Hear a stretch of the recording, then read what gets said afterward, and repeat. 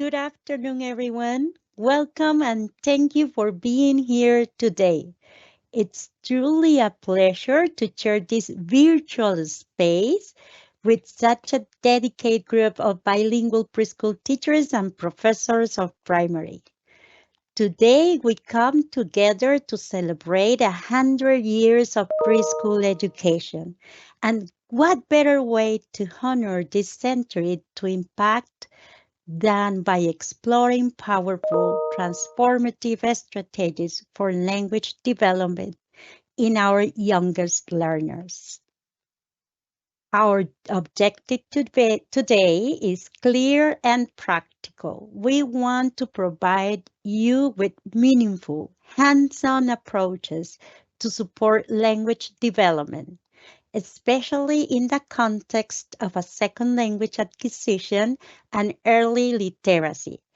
This is a space of sharing, growing, and reimagining what is possible in our bilingual classrooms.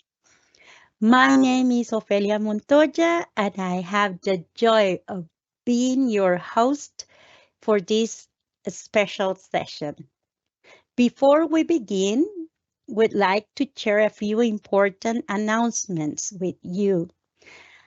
This webinar is being recorded and will be available on the IDP YouTube channel, so you will be able to revisit the content or share it with colleagues who couldn't join us today. Also, please make sure to fill out the attendance form, which you will find in the chat. It is important that all participants complete it, and please do not forget to register your attendance, please. You will fill it out in any point during this session. This is the agenda for today. Let's see our agenda. And the agenda is we are going to introduce the authorities. The topic will be developed by Laura and Ashley, and we have a space for questions and answers. So now that we are ready, let's start. Me complace presentar en este momento a la jefatura del Departamento de Educación de la Primera Infancia, doña Gabriela Gamboa, quien tiene un mensaje inspirador en el marco de los 100 años de la educación preescolar. Adelante, doña Gabriela. Muchas gracias, Ofelia. Muy buenas tardes a todas las personas que se unen a este webinario. Un agradecimiento a don Manuel Rojas, coordinador del programa, a doña Laura Rodríguez y Ashley Fraser, expositoras el día de hoy, a nuestras compañeras del DEPI y también del IDP que hacen posible que toda esta transmisión se realice. Como decía mi compañera Ofelia, la educación preescolar costarricense celebra 100 años de educación pública y como lo manifestó Mauro Fernández, tiene la obligación de impulsar el resto del sistema educativo. Y tenemos ese llamado porque reconocemos no solo los logros de las personas que contribuyeron en la historia, sino que también tenemos la convicción, la conciencia y la esperanza en los nuevos retos que se presentan. Y uno de estos retos es el bilingüismo en la educación preescolar. Por eso les insto a aprovechar este espacio para fortalecer y desarrollar enfoques prácticos para el desarrollo del lenguaje dentro de la adquisición de una segunda lengua, dentro de un modelo inmersivo. Los niños y las niñas demandan de nosotros y de nosotras un modelaje respetuoso, responsable y una constante actualización para satisfacer las necesidades de aprendizaje. Éxitos en esta jornada y les invito a seguir cosechando sueños, potenciando mentes y transformando vidas.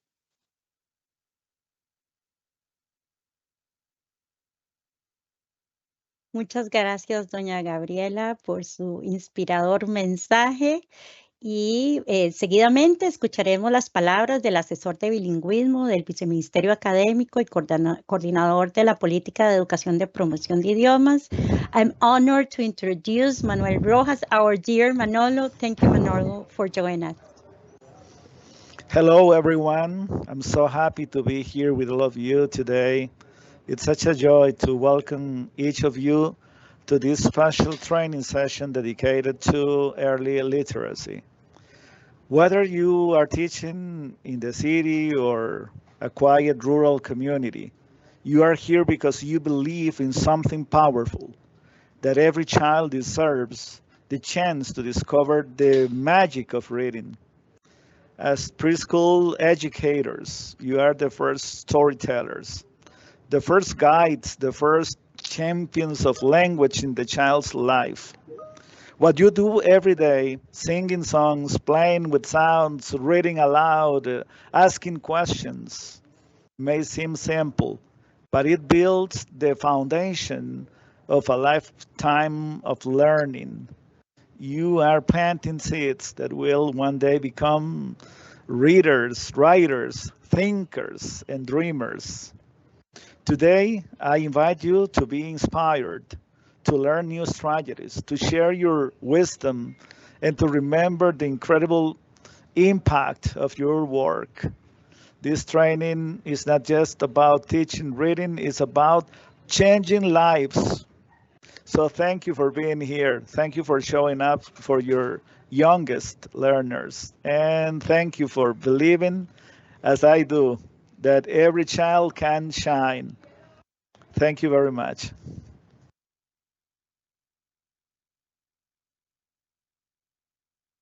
Thank you, Manuel, for your words that remind us how interconnected policies, practice, and passion really are. Before we dive into the heart of today's sessions, here is a quick overview of how we will flow.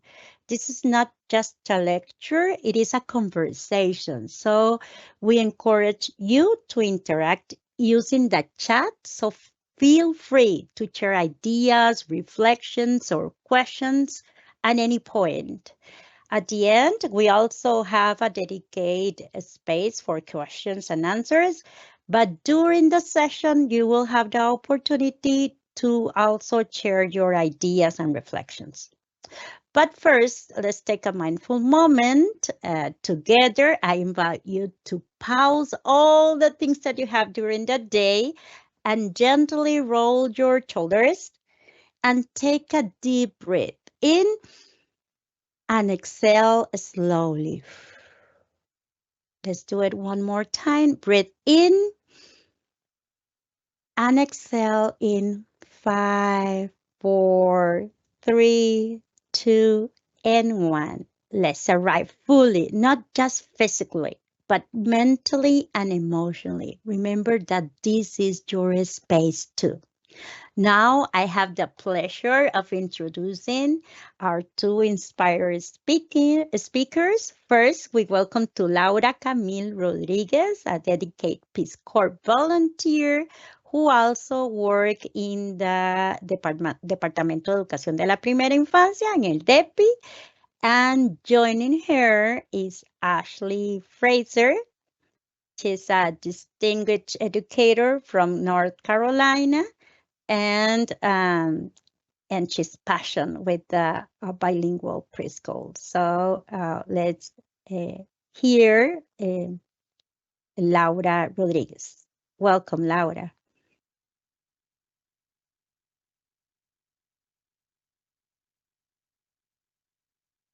Micrófono, Laura. Little ditto. El micrófono. Buenas tardes a todos. Thank you for being here. It's a pleasure to be here. I'm very excited. As Ophelia said, we want this space, we designed this space as an interactive one. We want it to be one very meaningful for educators. I'm an educator myself. Ashley is a dear colleague, dear friend, and we are all classrooms teachers, so we understand what we are looking for in these spaces. And as a bilingual teacher, English teacher, sometimes we feel isolated because we are alone. So this is our space. So like Ophelia said, be active on the chat. This is our expectation for this webinar to be like a communication, open space for us. And yeah, we are very excited. So let's start. So this is the webinar celebrating the century. So felicidades, Costa Rica.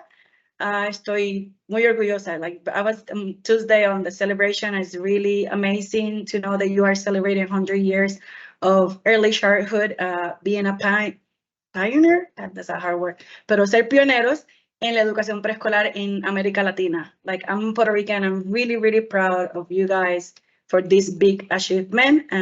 Thank you for allowing me and my friend Ashley again to be part of this space. So we are going to be sharing some transformative strategies for language development in early childhood setting.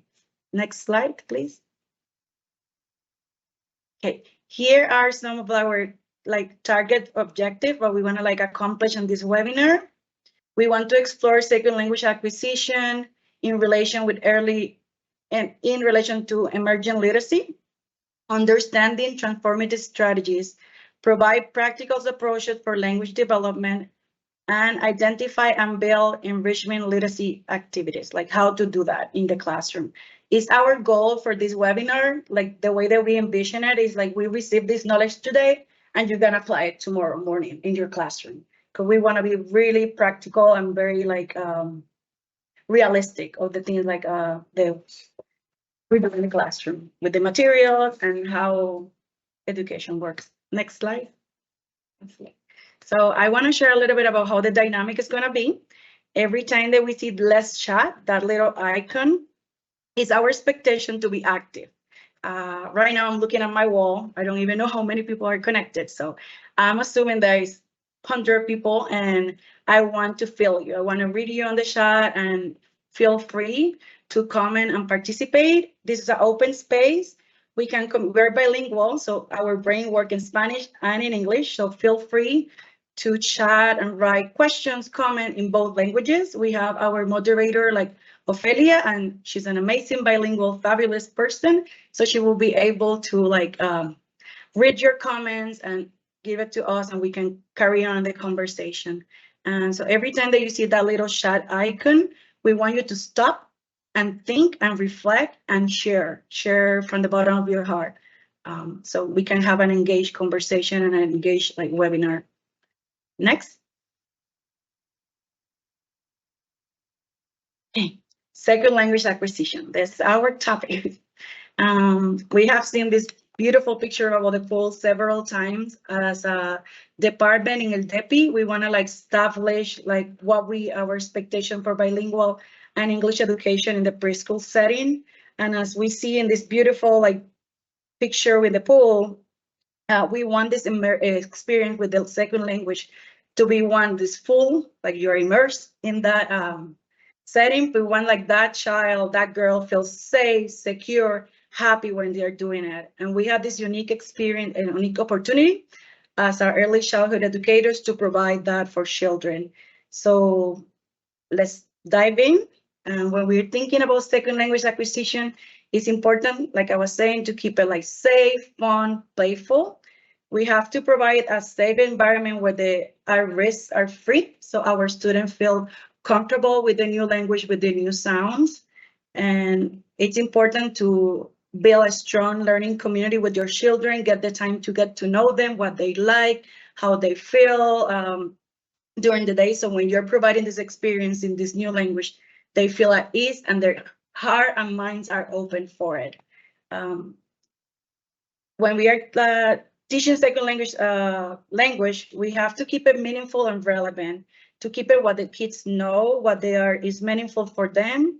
And that is why it's important to use our lengua materna as a tool, as a key, as a puente for this, for learning English. Also, it's important for us to be mirror modern language all the time and feel comfortable. It's okay if we make mistakes. I'm right now, I'm a second language learning too, and I'm really with a lot of emotion, so I'm making some mistakes too, and that's normal. And it's okay to model that. Don't feel that we have to, when we're teaching language, have to be so rigid and so perfect. We are humans, and we have to model that to the children, and that also provide a really, like I was saying, a risk-free environment and more human. In our level, we have to really focus on oral language, like receptive skills and expressive skills are very, very important to do it in our preschool classroom. For second language acquisition, I want you to think about these 5 components that I mentioned here, that I feel that when we have this in mind, we can develop meaningful and appropriate strategies. Remember that learning a second language should be a natural process. So we focus first in listening and speaking, and then also provide enriching opportunities where they develop other skills. We have to use the bridge. Translanguaging is a powerful tool that we have been learning with Colton, with Sarah, and we're educating ourselves, moving from the old model of English only and using Spanish as a bridge to get to know, to build knowledge. We are in preschool, so it's a beautiful level to just play. That's our, that's what is beautiful about the level. Like maybe in primer ciclo, segundo ciclo, teachers have to be more structured with academics, but we know the best way for children to learn is through play. So take advantage of that and ownership that and do it in your classrooms. Like I was saying, like have to be a natural process, so have to be occur in meaningful environments and real context with what they know. And we have to believe that what they know in L1, that is Español, will transfer to that second languages in English. Other language foundation is really, really important, is key for learning to become readers and writers, like Manolo was saying. That's our goal, to develop like for students that are bilingual on not only speaking and listening, they'll be able to read, write, and think in English. And to do that, we need to do it through oral language. That's the foundation for a pre-requirement skill for it. And it's very important for us. I want to take a minute, a second, to really stay on number 3, the bridging, like very, very important for me as a Spanish speaker y maestra bilingüe, ¿verdad? De la importancia de cómo usar nuestro español to connect to the English, to bridge. So we have to, like I was mentioning before, moving from the old practices and concept that have to be English only and allowing the Spanish and building from the Spanish in the classroom. I know we have a long period. I'm not saying that we're going to speak in Spanish the whole time because it's English time. I'm not saying simultaneous translation because they're 2 different concepts. I'm emphasizing in translanguaging, understanding that linguistic repertoire in their brain, they're building from that. So we need to know what we know in Spanish, we know it in English, and they connect. And right now in our early childhood settings, when we have maternos or transition, our babies are 4 years old, 5 years old, what they know is Spanish. And we have to value that and build from that. If something is happening in the classroom and the student like understood what your concept, but he said it in Spanish, acknowledge that. In that moment, say, you say it in English, but make a gesture, like use a visual, like to support what the student is saying. So that way in his brain, they're gonna make that connection. Oh, I'm understanding, I'm able to make those meta connections and linguistic like connections, and you acknowledge it and you stay in your target language that's in English. So that is very, very important. Like I want to establish today, moving forward from this like new point of view of language and seeing Spanish as an asset that is adding to this language acquisition process. For place-based, we know that we always should remember that playing is learning for children. That's the way they understand their world. They start gathering language, understand their dynamics, cultural aspects. So we have to promote and foster environments where playing it's everywhere, you know. That's the beauty of our level. That is part of the curriculum. So take advantage of that. Academics will happen in that playing and that learning and that playful environment, okay? So it's very important for that, to remember that. And when you're planning, like have developmental appropriate practices in mind, like their age appropriate activities, making sure that attention span is appropriate when you're doing the lesson, not too long, not too short. Also, because we have to like, no subestimemos a nuestros niños, you know, they are capable, but we have to scaffold and build that environment. Another thing that when I often say when I'm thinking about developmental appropriate practices is thinking about the whole child. I know we're in school and we have this like, whole idea of maybe families, not even us, because we are educators. We know that the teacher, we need to think about the whole child when we are thinking about school. But maybe the parents are more focused on the academic part, but we know the social emotional component is key. So that's I was mentioning before, it's very important to foster those like communities, know your child, like when you like see Ashley to the, she looks different, maybe something happened at home, and have that moment, take a time to hey and check on her. If somebody have a celebration, they have a football game and you know they won, celebrate that victory in the classroom. And that's a way also to foster language in a natural way and what is meaningful for our children. Next slide, please. Okay, so yeah, that was a quick review of what we know about second language acquisition. I want us to pay attention to this video. It's very powerful. I know the setting is in the United States in a bilingual classroom. I acknowledge that, you know, visually it looks different from our classrooms here in Costa Rica. But what I want you to know, like want you to pay attention is what the teacher is doing in this video and how the learners are reacting. So we're gonna watch it for a second and then I want to talk a little bit more about it. Por favor, Inés, ¿puede presentar el video? Con una mano en español y otra en inglés, un puente mágico tengo en este lenguaje. Si no sé español, I know in English. Y que no sé en inglés, I know Spanish. This is a very short, beautiful, powerful video of what I'm trying to like. I wanted to be the key message today. Oh, sorry, and I have the red. This is a beautiful video, a powerful message, how the teacher is giving the power to the students with their language, with what they know, with their linguistic repertoire, with their experiences, with their context of like being Costarricense. No, we're going back to the other one, not yet. It's okay. Yeah, thank you. So it's very powerful, this statement, and I encourage you from tomorrow, start like doing that chant with your student and verbalizing and giving them that opportunity to take ownership of their language process, learning the second language process by acknowledging their language, que es español, and what I know in Spanish, I know in English, and I can connect those concepts, transfer those concepts, and make them mine. So I really want to show that video because I really believe in that. I've been an educator for 16 years in bilingual settings, and I see how my second language learners, my Latino students in the United States, having that opportunity to like use what they know, their Spanish, to get their second language, feel more successful and more complete as a learners, like thinking about that whole child again. You know, your language is your identity, is part of who is who you are, part of who you are. So take that as a bridge. So I really want to encourage that, move from that old approach and believe in this process. Okay, próximo, diapositivo.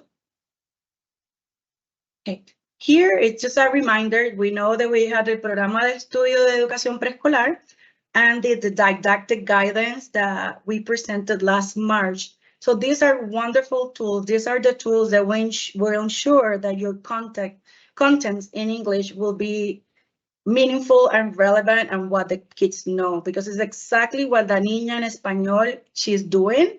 The only difference is the target language. We are using English to provide the same meaningful learning experience.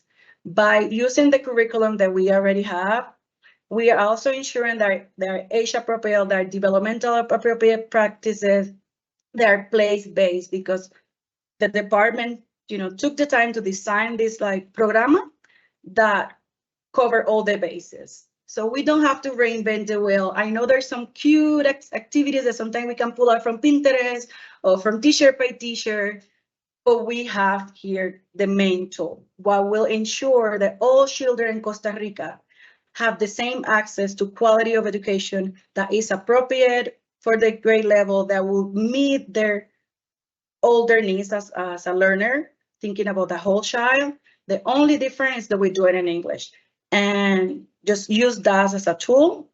And I just want to remind you, like, the didactic guidance that we presented last March is a really wonderful tool. I had the opportunity to explore it and even like share some idea with my friends that work with ESL learners in the US or in Puerto Rico. And they loved it because it's very well prepared. It goes from like high level to lower level to high level, like, scaffolding those experience. It's built with like very accessible materials. You don't have to spend so much money, things that we have already in the classrooms, or we can also include, like, tell the families in advance if we need like I don't know, como una marioneta, if we need like algo específico that you need for the lesson, you can include the families that way so the student can bring their own objects and make them more meaningful in the learning. So I just want to remind you, like, how important are these tools that will ensure that experiencia de aprendizaje. Next slide. Okay. Ahora we're gonna sort of still talking about a little bit of background about like literacy, right? When we think about literacy, we are the base of this like continuum. So the goal is for the students to become readers and writers and thinkers, like Manolo was saying, students that can like critical process some information orally, written, they can or reading, right? It's a process. So it's important that in order to become readers and writers like you and me are right now, we have to acknowledge and value every single stage. And our stage matters. I know sometimes we get a little bit like, oh, stressful because la escuela elemental or primer ciclo, they want the kids to be certain way ready. And they don't see that our way of like exploring with the language, playing with the sounds and letters, and it's not really like reading, but it's the beginning of that conventional reading and writing. So we have to remember that. And I would say, like, fight, like justify your practice, why you're doing it. Their language development is a process. You know, we were children when we were a baby. Our mothers didn't like put us like to read and write. We were listening first to what they were saying. They start mimicking what they were saying. Then we start producing some words. And eventually we like, move like exploring with letters, and we start recognizing we're like 2 or 3. Oh, the M for McDonald's, or these signs that say Dos Pinos.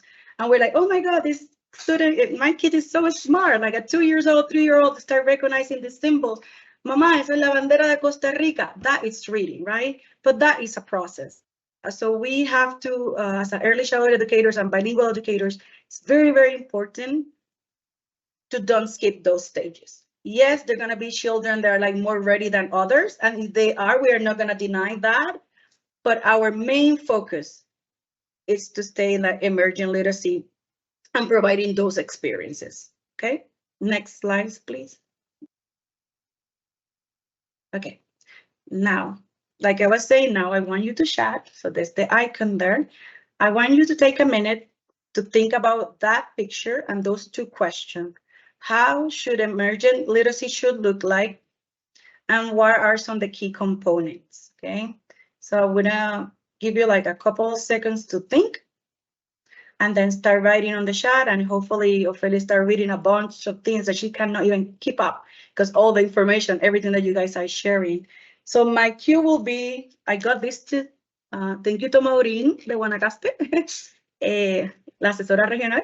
She gave me this on Tuesday when we were celebrating 100 years of preschool here in San Jose.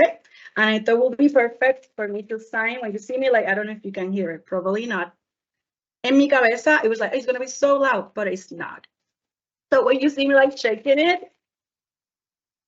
that will be the time for like start writing. But for Ophelia, maybe start sharing also what you're saying. So let's see what is on the chat. I cannot wait to read it. Let's touch up. We have a very Okay. important idea here. It says, Yay! which play-based learning techniques do you recommend that foster and improve English interest among our kindergarten graders?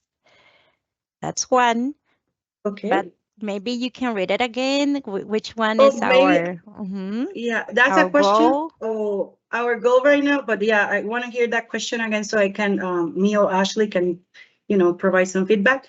But I want you to think about what do you think how it should look like. So I want to know what you guys are doing already. What do you know? Because I know already good practices are happening, and I want to acknowledge that. But then you can also read the question again. Okay, let's give Couple some minutes. seconds. So happen. Come on, don't be shy. Y pueden Ok, contestar en español, pueden escribir en español, no se preocupen. también, si quieres, Sí, leámoslas también en español para aquellos que quieren exacto. contestar en español. What we're looking is for like that active participation. We have a volunteer here. Yay! By drawing, it says, by drawing. Very By good. drawing, yes. What else? What things are you doing already in your classroom? Like Children promote? doing tracings would represent something up for them. Okay. So that Literacy making them meaningful elements. for them. Literacy elements around the classroom. Very good. Come Mhm. on. And what Let's are write those more. literacy elements? How should look like? How you like when you say that? I want to picture in my mind how that your classroom look like. What do you have to promote that?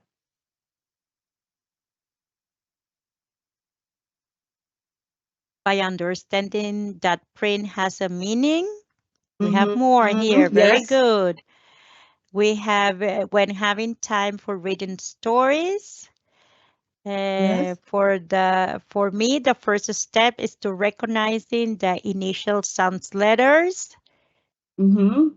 Emergent literacy should be active by Yes. singing, using the sounds and pictures, print Beautiful. Yes. material, and observing pictures. My children love singing and dancing, singing. Yeah, movement, make it fun. Yes.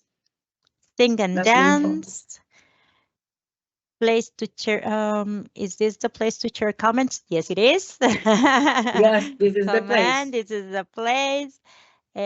Canciones y bailes. Engaging. Awarenesses. The first thing is to be a role model by showing kids what a book is and how fun it is. And on. Marionetas, puppets. Yes. Yes. Storytelling, creating stories together, knowing the sounds of the letters more than the name. Components like students need motivation in the process. It is very important that the activities are of their interest and an adult to accompany them.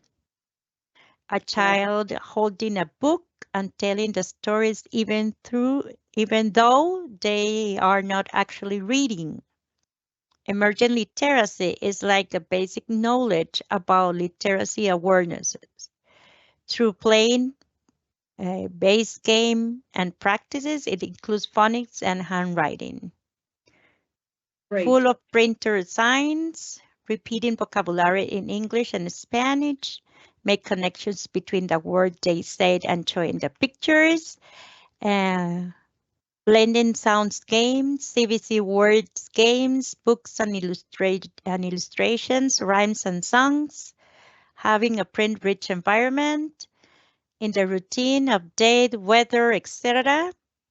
Playing the letters and alphabets, starting and alphabets, I will say. Okay, for me, it's when they express their own symbols and representations. Labeling objects around the classroom, Simon says, pictograms, riddles, and tongue twisters. Ooh, we have a lot of comments here. Yes, I love it. So we are doing that already in our classroom. So we are in the right track. What else? Let's see, clapping syllables. I do it through image of animals, descriptions of names, inviting to read a book just by looking at the pictures, through pseudo letters on drawings, playing with the letters of the alphabet, especially those in their names. Yes, names are important. Yes. Identify the first letter of their names. We develop stories and characters, role plays, puppets, and Play-Doh. They should be natural, playful, and active. Phonological recognitions, starting with sounds. Building stories based on the daily experience. Ooh, Yes. you are popping up more. It's all that is phone happening. games. Excuse me, Ophelia. I really would like to see those pictures in your classroom, right, Ophelia? So we would love to post those ideas in our community, en la comunidad de inglés que tenemos. That would be we are going amazing. to take it. Yes. Yes. Anything else? Democracy process like voting for ideas, mysterious storyteller, inviting family members, help the child feel safe and comfortable with the second language. Okay. Very good. One more. Yeah, a lot of stories. Okay. One more. Thank Let's see. Key components, present the L2 in a natural way, playing with letters of the alphabet. Yeah. I love to hear all that. I saw Ash like nodding. Yes, yes, yes. Like I would love to see all those pictures. Like, but you know, we have to protect the child, like the hands on the back. But please share these activities, everything that you have like mentioned, because this enrich our community. And yes, I hear many ways. We are very clear in the right track how it should look like. So that is like amazing. What are the components? I hear like some people mentioning letter recognition, storytelling. So yes, those are some of the components like oral language, phonological awareness, print awareness. Somebody said like when they have the book and even though they don't know they're reading, they're pretending to read. Yes, if they hold the book the right way and read left to right, top to bottom, they are start becoming readers. They're readers already. They're doing those behaviors that we want them. So that is amazing. Next slide, please. And we're gonna go really quick with this one because you guys are experts in this, you know? Yeah, emerging literacy is that is knowing, it's the knowledge and skill of awareness that children develop, right? Before that conventional reading and writing. So we are very clear of what we're supposed to be doing in our level. Sometimes the difficulty could be like doing the second language, that's English, that we get like, oh, but they don't understand, or no, da un poquito de miedo, ¿verdad? But no, the way they're learning, like with the regular niña in español, you should be doing it in English. And I promise that we know they will able to transfer those skills from one language to another. You know, the way that we read in English is the same way that we read in Spanish. Our alphabet is very similar. The conventions of the way that we read and write, we have questions, we have intonation, we have metáforas, similes, like they can transfer all that knowledge, you know, so we are in the right path. We just need to make sure that we're doing like with a lot of like everybody's saying with puppet, with movement, with singing, with playing, and good job. That's what we're doing. So next slide, I'm gonna go over because you guys are very clear of the expectation. Próxima diapositiva.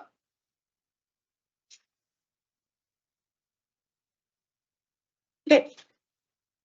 So thinking about that, somebody said, I wrote it here, the print environment, like how is the environment in the classroom? Yes, to develop these skills, we need to make sure that our environment is a rich environment in language, both in Spanish and in English, you know? So I always hear the asesora saying, and I love this saying, that the aula es de los niños. And it's true, like we have to remember that.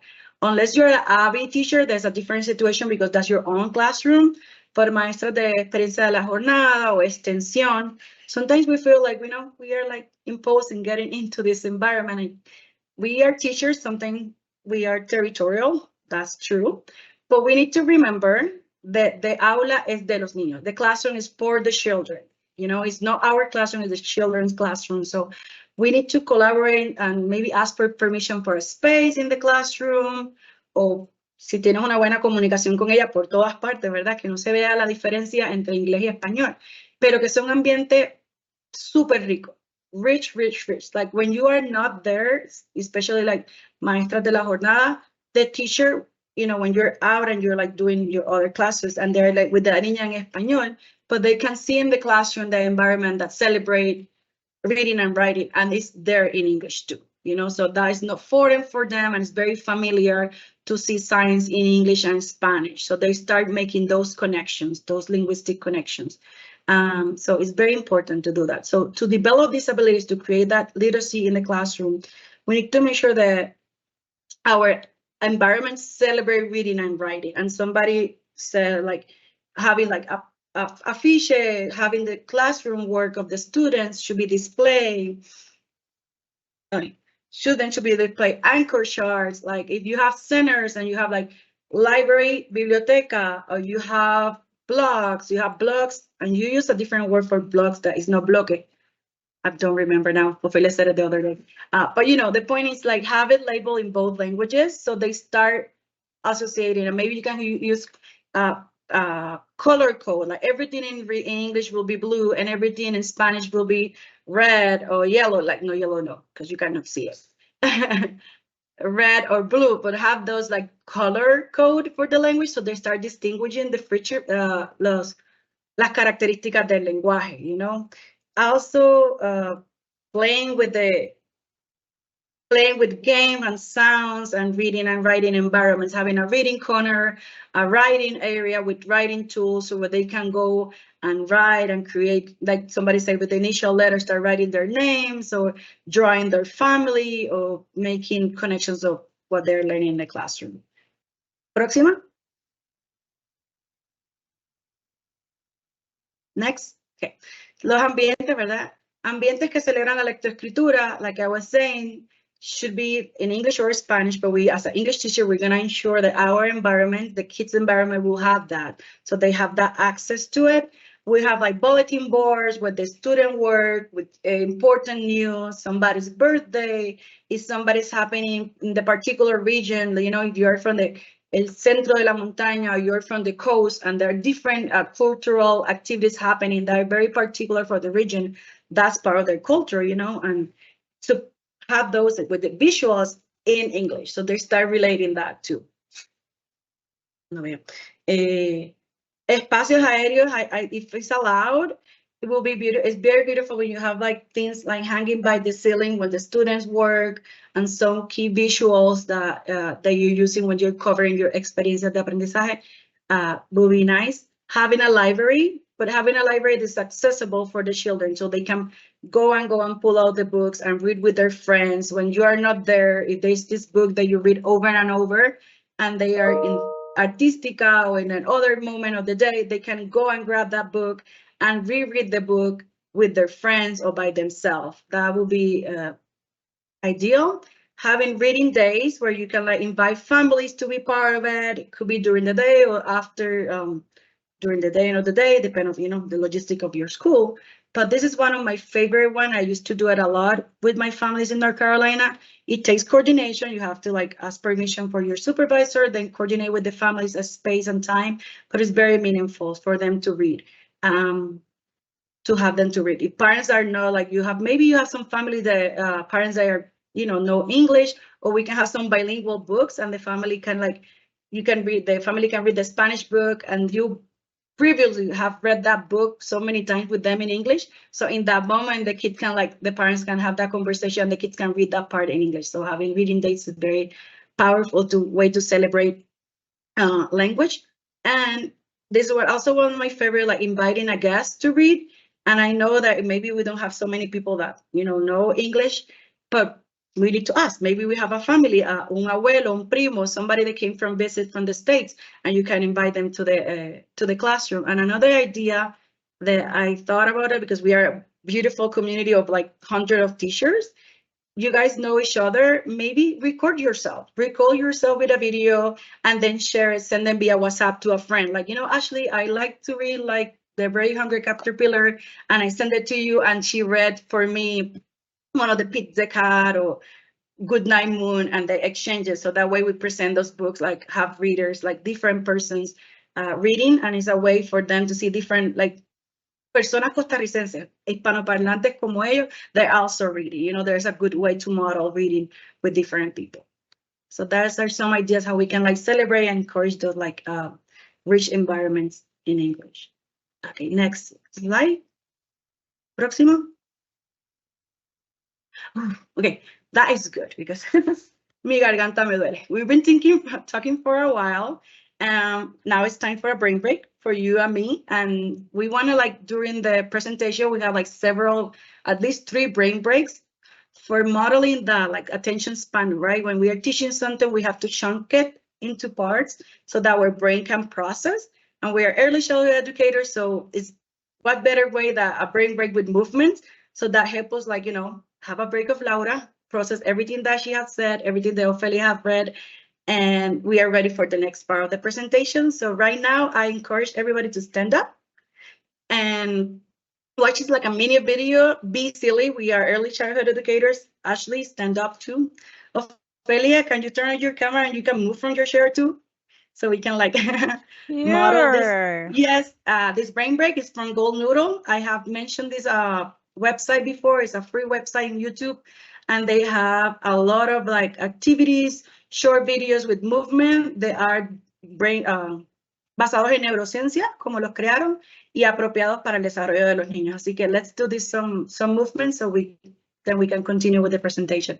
Okay, hit it, Inés.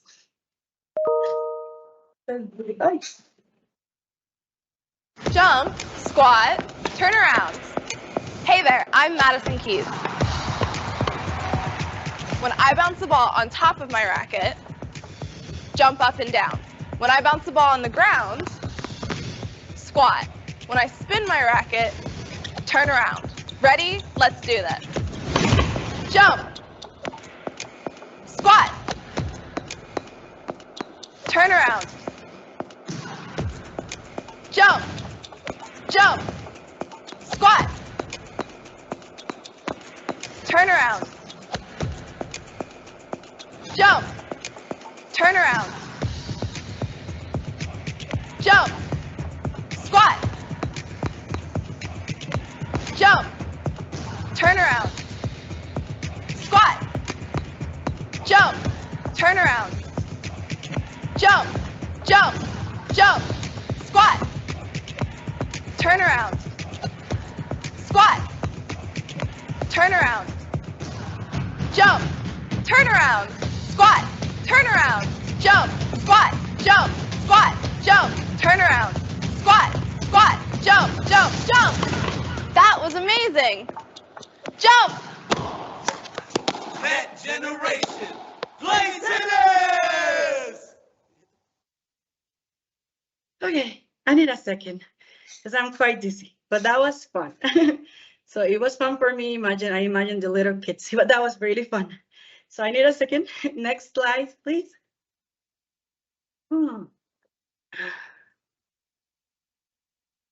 Próxima. Ay, mi corazón está. So I really hope that brain break helped you like too. That was the theoretical part of the presentation. Now we're moving for more practical part, and that was a great transition for it. In this part, it's gonna divide it into parts. The first part, after this conversation that we're gonna have with the pictures, Ashley will share some transformative strategies. Oh my God, tengo que respirar un momento. I didn't practice Breathe in. Yeah. When I practiced the webinar, I should have practiced the brain break too. So I should have the stamina for it, but I didn't. Okay, so the first part, Ashley will be sharing some transformative strategies and giving some examples how they look like in her classroom with her second language learners.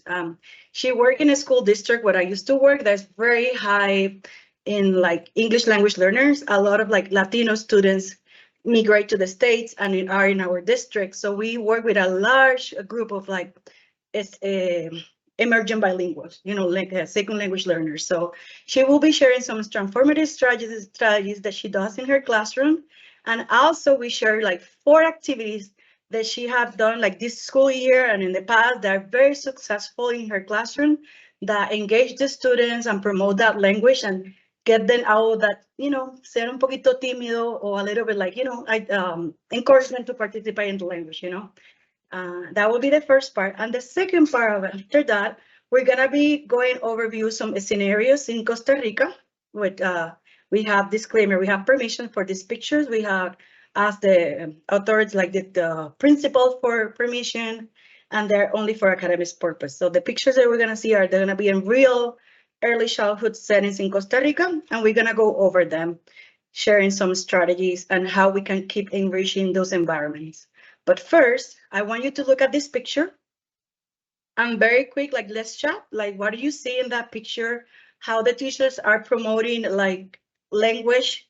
If you can tell, there are some like components of emergent literacy in those practices. Is somebody maybe like 3 or 4 volunteers? We would love, or 5, to see what they think about those pictures.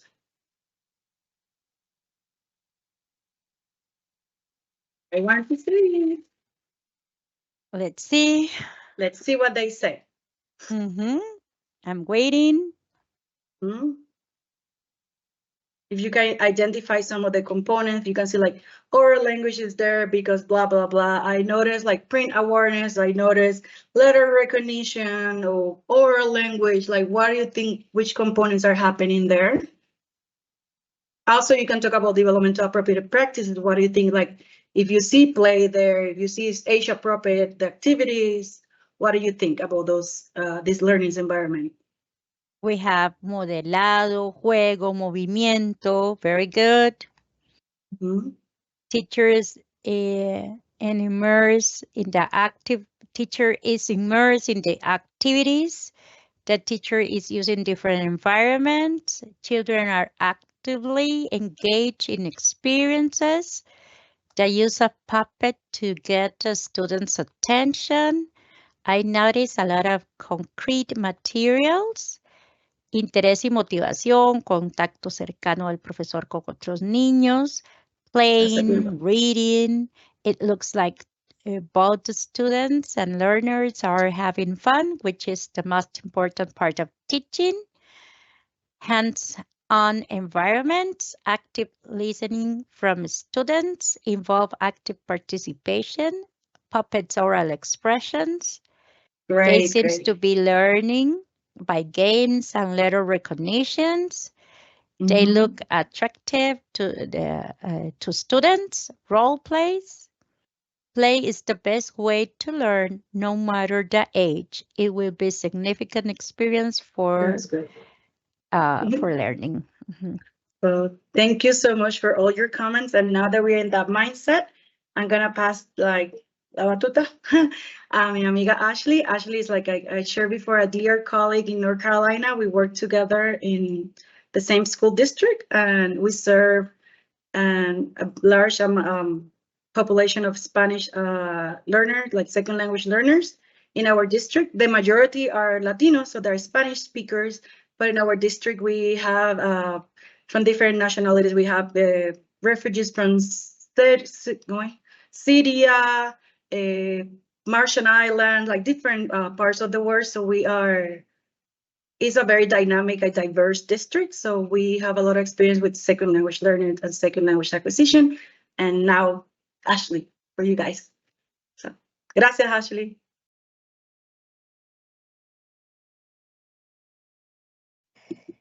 Thank you so much, Laura, for having me in. Happy 100th year of early learning, Costa Rica. The reason for this section is to discuss transformative strategies to enhance literacy, vocabulary, and overall language development for our learners. Transformative strategies are the methods we use to change how learners understand, engage them in the learning process. So I heard a lot of what you guys said in the chat, and they are such great ideas. So now I want you to think about these strategies. Some you've already probably been doing as evident in the chat, or some that you haven't even really thought about. So we're going to go through each of them, and I want you to think about what part of your learning day would you include these strategies, and what it looks like to engage your learners. And feel free, put your ideas in the chat. If you like something, let me know. If there's something that you will use and you want to share it, please share it in the chat. Let's get started. Okay, let's see.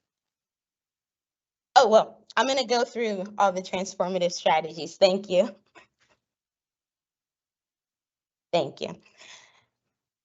For read alouds, let's begin with this.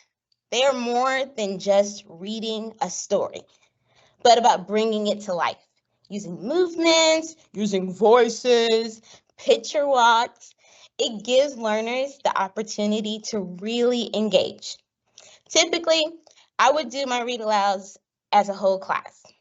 Before we start reading a story, we'll do a picture walk to get them really excited about the book. We'll ask questions about the illustrations. We'll do what's happening in the story or what they think is happening, predictions. It's a great way to use sentence starters for your learners, like, I see the boy running. I see, and then have them fill in the blank. And they may even build upon it by making connections to their real world. It's important for learners to really connect with the story that they're listening to. So using a deep voice to depict the giant, or a squeaky voice for the shy character, or making big yawns to show how exhausted a character is. It really helps learners to connect what language they already know with understanding the story that's being told. Read alouds give learners the chance to enjoy reading and build on their imaginations, which ultimately connects to that language, focusing on their enjoyment or voicing their enjoyment, or their curiosity or even their displeasement. So read alouds is something that is very big in our classroom that I love to do. Now let's talk about routines. Routines are just predictable patterns for learners. So in your classroom, an easy way to show this is posting your schedule. Post it with pictures, either you've drawn or that students have drawn, or using photos, some type of visual aid, and having that next to the word or activity that's being done, or something catchy that can alert students of, your next activity can be very helpful in building sight recognition. So just being able to see that this is a word and I know what it means, but I'm not really reading it. I have a song that I like to sing when I do my cleanup songs. So indulge me a little bit. I'm not a singer. You have 1 more minute till center time will be over, and it will be cleanup time. 1 more minute till center time will be over, and it will be cleanup time. So I usually start from 5, and I'll count all the way down, and then I'll have my cleanup song. Come on, everybody, it's cleanup time. It's cleanup time. It's cleanup time. Come on, everybody, it's cleanup time. It's time to put your toys away. Now, if you can imagine 17, 18 kids in my classroom singing this song along with me, even if I had English language learners, they eventually catch on to this song and its meaning. And they even try to sing along, right? So here you're building on that language, and they're able to make connections between this cue, the song, and the words and what to do next, all in our routines. This leads us to gestures. Gestures, along with words, can be an opportunity to increase vocabulary, even if your learners connect the word to their native language. So my cleanup song, my listening songs, my weather songs, they all have some type of gesture to go with them. So again, indulge me. I have a lot of singing. I am so sorry because my voice is not that great, but songs help us, right? And we're going to talk a little bit about that. But along with our songs, we have these gestures. So for my weather song, what's the weather? What's the weather? What's the weather like today? What's the weather? What's the weather? What's the weather like today? Is it sunny? Is it cloudy? Is it raining out today? Is it snowy? Is it windy? What's the weather like today? So with those gestures, we're making connections for what our learners know and is important in making that link for their language and in communication. So just think, if a learner is trying to communicate a need to you, what do they always default to? A gesture. If they're telling you they need to use to the bathroom, they'll point to the bathroom. If they need help with their jacket, they'll point and tug on their jacket. So using gestures is really important in helping them build that connection. All right, let's talk about conversations. Conversations promote learners to share their thinking. This is an opportunity to help learners build on vocabulary, for us to correct grammatical errors to be made in that moment. And it's something as simple as, tell me about your work. It's something very common that I usually ask my learners as a conversation starter. Sometimes this is where our learners look to us for those words that they're unable to express. But really, this happens throughout your day, right? Like during group time, where you're preparing for the day, you're talking about that. When you're discussing stories, you're asking questions. What's that? What's happening? During meal times, where what's for lunch? What's your favorite part of breakfast? Those conversations can really encourage learners to converse, right? And then even like at arrival with greetings, good morning, hello, how are you? Outdoor play with all the games that they play outside. And even at the end of the day, when you review the day's activities, you can encourage conversation with learners at any time to enrich that language experience for them. The next one is one of my favorite strategies. So it's retelling. It allows you as a teacher to see the comprehension of your learners.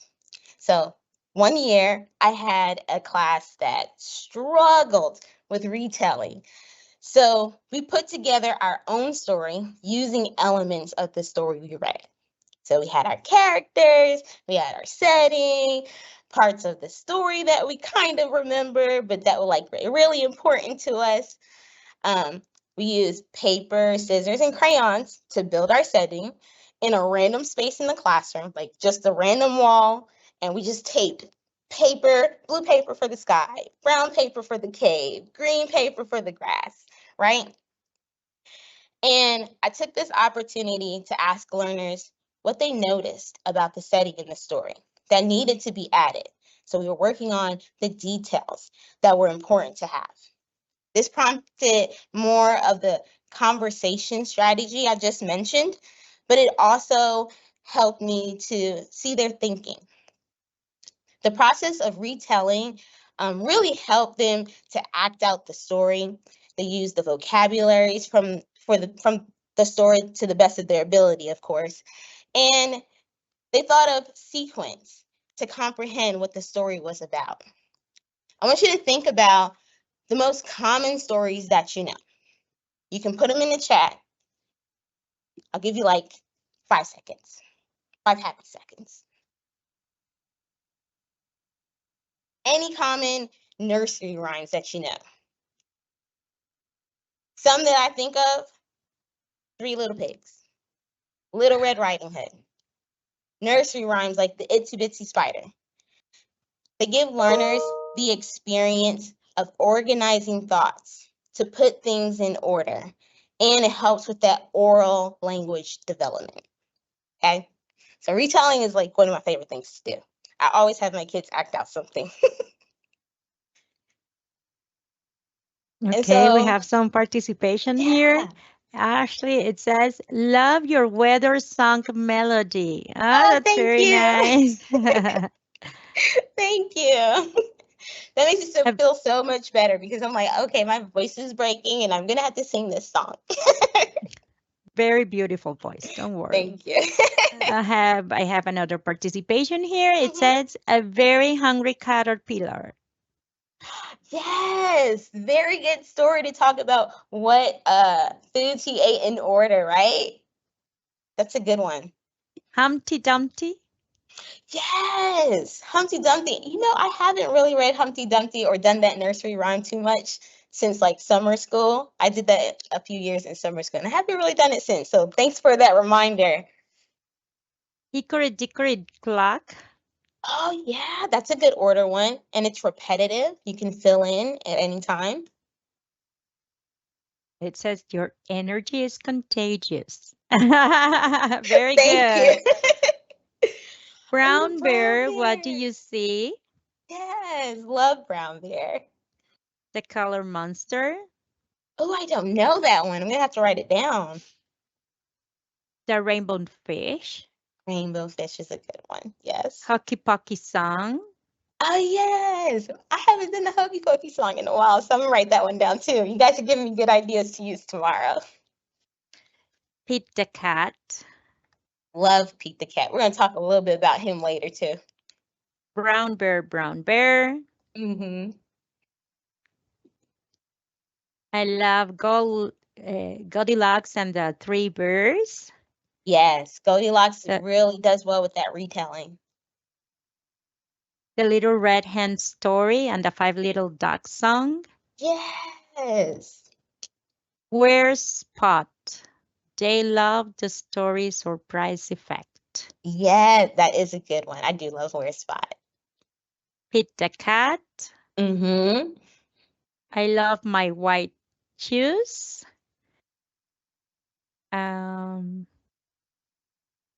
Let's see. My students love a song named Turitara. Turitara, yes. Funny book. It's a funny book. Okay. It's not an egg. It is a funny book. Gotcha. Finger family. Oh, yes. 5 little monkeys jumping on the bed. Mm-hmm. 3 Billy Goats graph. That's one of my favorites. My kids love Bumblebee. They learn each word and just love it. Yes, that is a good one. It says, I'm sorry, where can I get the cleanup song? It's amazing. We can write it down for them. Ooh, Don't I will worry, definitely you write will it down have that. for you. I do not mind doing that. That would be great. Okay, super simple songs. Mm-hmm. Okay, London Bridge, bingo. Oh, yes. Yes, London Bridge and bingo, yes. Those are all such great ideas. Thank you so much.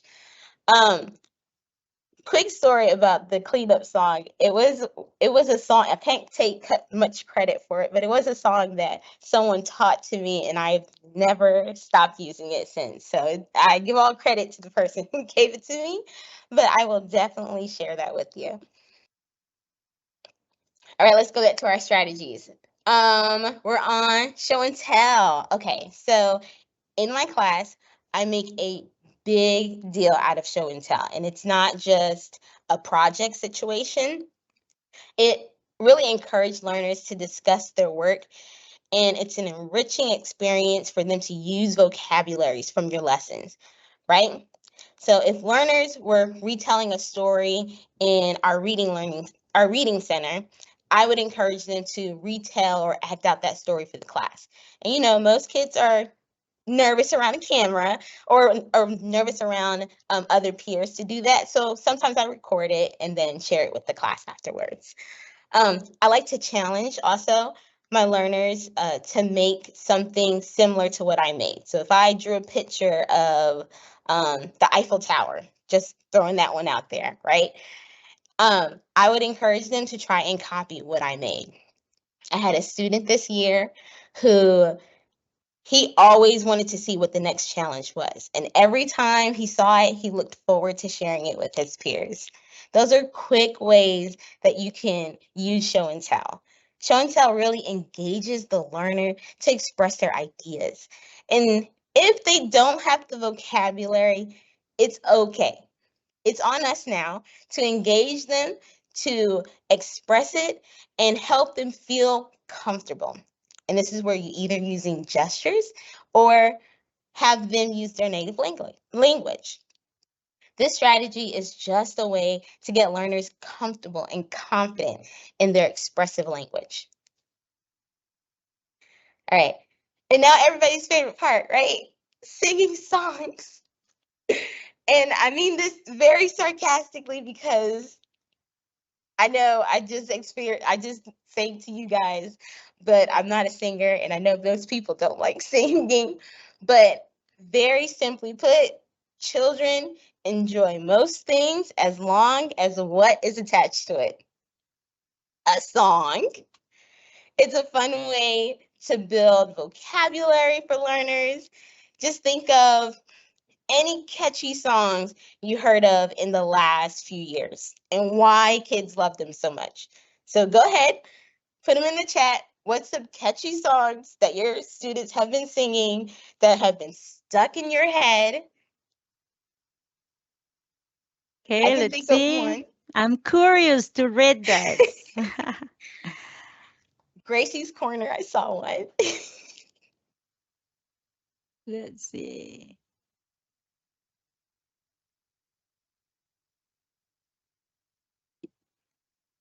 Think of any catchy songs that your students are singing. I know right now my little girl, she is very into Baby Shark. That is one that was very popular. Old MacDonald. Old MacDonald, very catchy. Baby Shark. Mm-hmm. How old are you? Yes, the birthday song. Baby Shark and the cleanup song. Yes. See you later, alligator. Mm-hmm. Who took the cookie? That is one of my favorites. Who took the cookie from the cookie jar? Hockey Pokey song. Mm-hmm. Where are you from? Mm-hmm. Where can I get? Oh, again, where can I get the cleanup song? Don't worry, you will have it. You will have it. I will share it.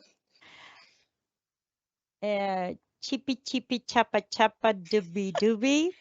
I do not know that one. Okay, now we are going to ask them to give that song. Right. Wake Up Dance. Mm-hmm. 5 Little Monkeys. Yes, that's a great transition song. Follow the Leader. Yoga songs. Dance and Freeze. Mm-hmm. If you are happy and you know it. Yeah. I Love Soccer. Mm-hmm. See you later, alligator, and and they love doing all the gestures for each animal.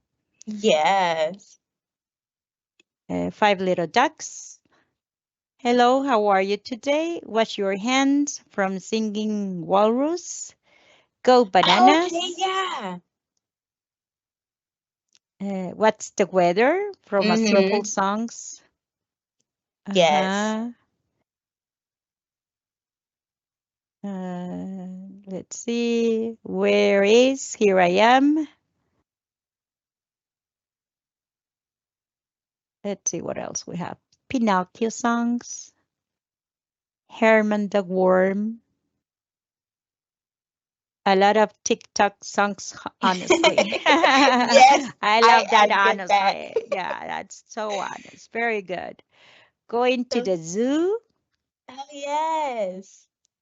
Move dance songs for kids, super simple songs. Mm-hmm. Five little ducks. Up and shut them. Touch Yeah, your that's a good head. one. The elephant dance song. Rise and shine. Very good. Parts of the body song. Mm-hmm. You are my sunshine. I That's love very that one. nice. Uh-huh. Yes. The ants go marching. Oh, yeah, that's a good one. Very good. So we have a lot of participation here. Well, I thank you so much for participating, everyone. That is so great. Those are such great, catchy songs. But really, in our day, I try to have a song for most of our transitions, in our morning routines, and to redirect attention, okay? So I'll share a little bit more of them later. I know you've been asking about them, but I will share them, I promise. But usually you'll find several learners, I'll find several of my learners pretending to be Miss Fraser, me, in a center. And they are singing those songs that are a part of our daily routines. Okay. And when they sing it and it's wrong or they're mixing up the words, I just model it the correct way for them and just allow them to continue on. So this brings us to our next one and our final transformative strategy, modeling language. This provides a rich language environment. Okay. Simple rewording a learner's thinking and having them repeat it to the best of their ability is an enriching way to build on their oral language development. When a learner shares something in our discussions or in conversation, I take that opportunity to make sure I understand what they meant, reword it with all the grammatical corrections, and have them attempt to repeat what I said. But if they don't, and sometimes that's true, they don't, there's no harm, right? We just try again next time. We have to remember that we are one of the first influences in their language and eventually fostering their confidence and expressing themselves at this early age. So, to model the language without disregarding their native language is crucial to their oral development. They need to make sure they need to make those connections between the languages to grasp understanding and to express themselves. So like the video that Laura showed earlier with the learner saying that what they know in one language, they know in the other, is a great example of fostering that confidence. So whether you commit to perfecting one of these transformative strategies or integrate them throughout your lessons tomorrow, or you're already patting yourself on the back because you've been implementing them all along, these 8 transformative strategies are something that make learning not only fun and engaging, but it fosters the language development, the vocabulary, and literary experience that will eventually have learners become great readers and speakers further into their academic career. Next slide, please.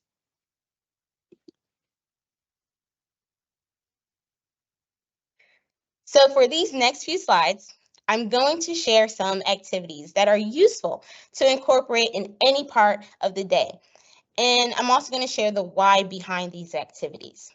So this first one of the activities I do at the beginning of the year is a name song. I'm going to have this short clip play, and then I will show you how I do this. What you'll notice too with any of the activities that I show you today is that I am not one that likes to buy materials or gather a whole bunch of materials for a lesson. So for this, all you really need is a paper and something to write with. Can you please play the video? Hello, Miss Fraser here.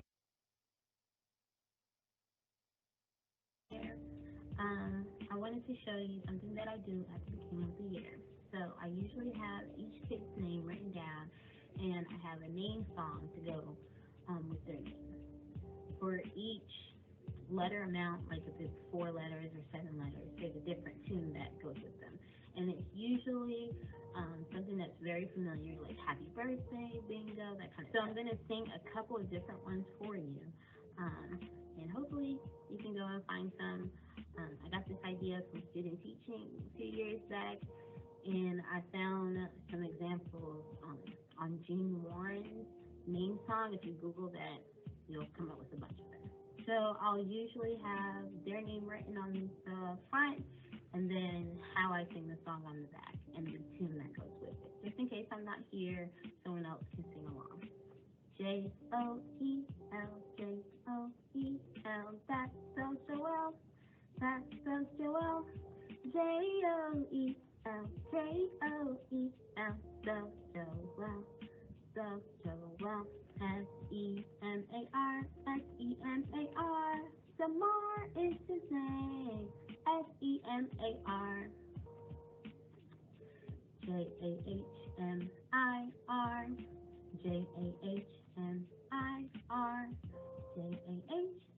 Jahmir.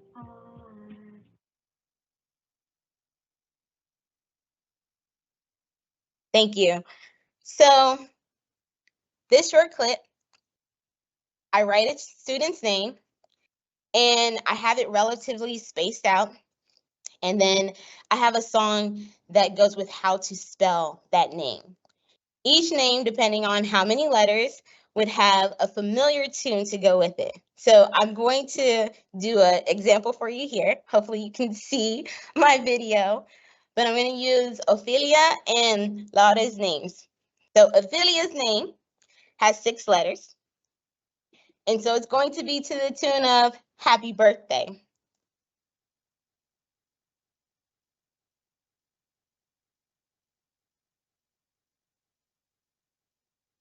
Ofelia, Ofelia, Ofelia,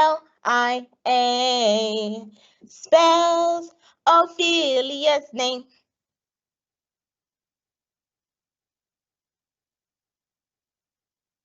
And now I have Laura's name, and she has 5 letters in her name. So bingo is usually the one I go to. Laura, Laura,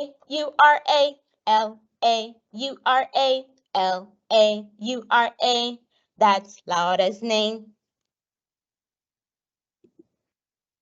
So with these activities, you are working on letter recognition, upper and lowercase letters, the first letters in their name. You're able to show similar letters in peers' names.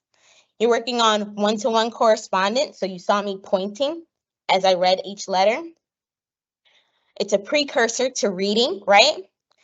We're working on sight recognition, where they're able to recognize their names and their peers' names without actually reading and sounding out the words, right? And one of the transformative strategies that I exhibit here is routines. I use this as part of our morning routine and transitions. It helps learners easily pick up that we are moving on to another activity when they hear and see these name songs. Next slide, please.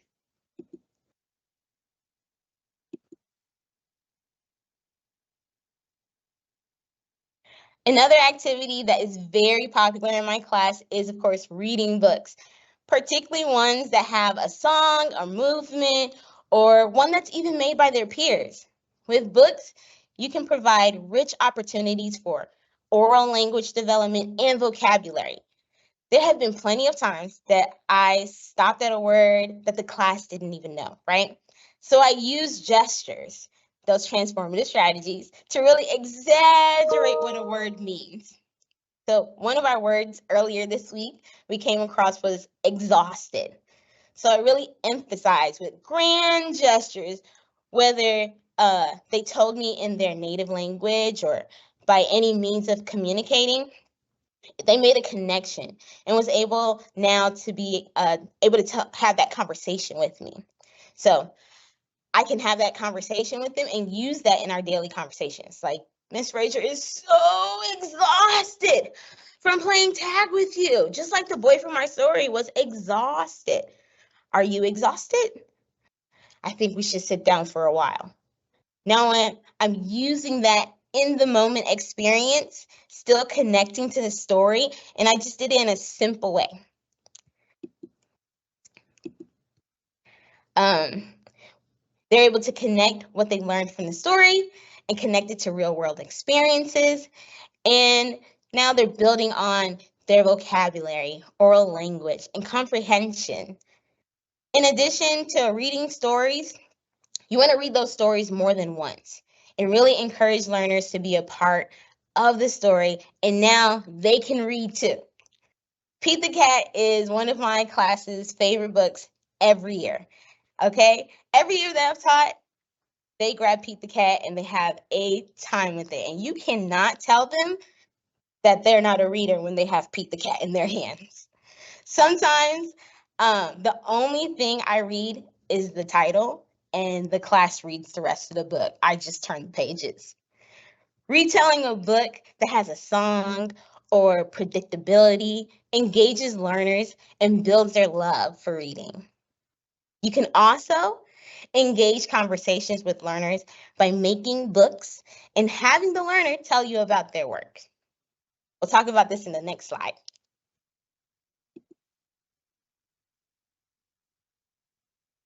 So here is a quick video of a book I did with one of my learners. I want to emphasize that it doesn't take a bunch of materials to do any activity like this. Just use what you already have in your classroom. Please play video.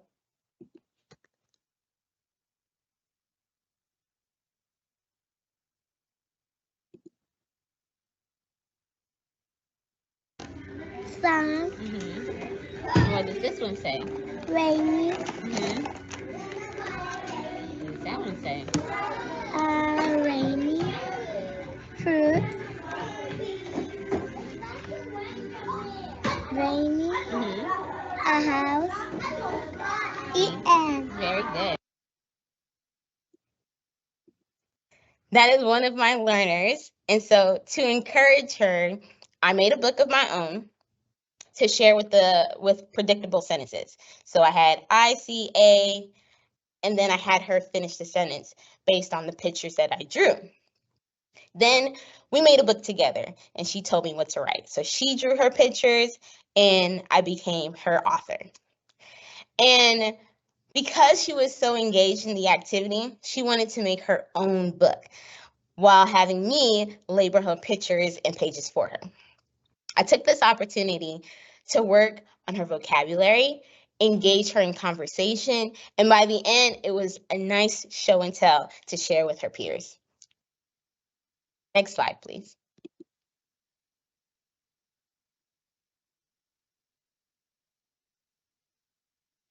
Throughout your day, and you probably have already been doing this, you're going to have some form of artistic expression, right? Whether it's drawing, acting out a story, singing songs, or using Play-Doh or clay. Allowing learners to express their learning in various ways can be beneficial to their language development.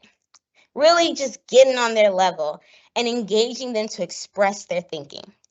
For the most part, learners love to create. So what better way to incorporate these transformative strategies and to also integrate your content areas, your math, your reading, your science.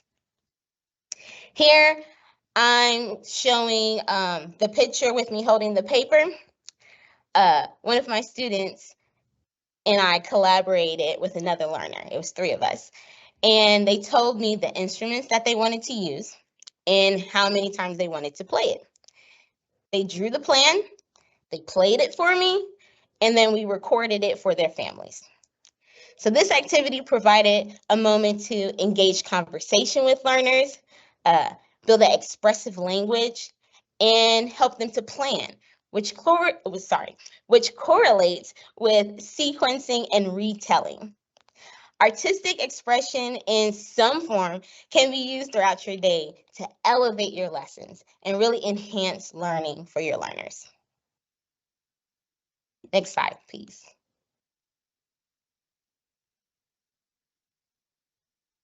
So our last activity, attention grabbers, and celebratory chairs are not only a way to redirect behaviors, but to set expectations using gestures. A few that I have incorporated, I'll share with you, and I know you're probably going to ask me for them, so I'm going to make sure I have them for you. To get my students' attentions, I use Tootsie Roll. Tootsie Roll, lollipop, we've been talking, now let's stop. And then I have my listening song. So the one that's shown right here is what I'll usually use to get their attention before we start reading.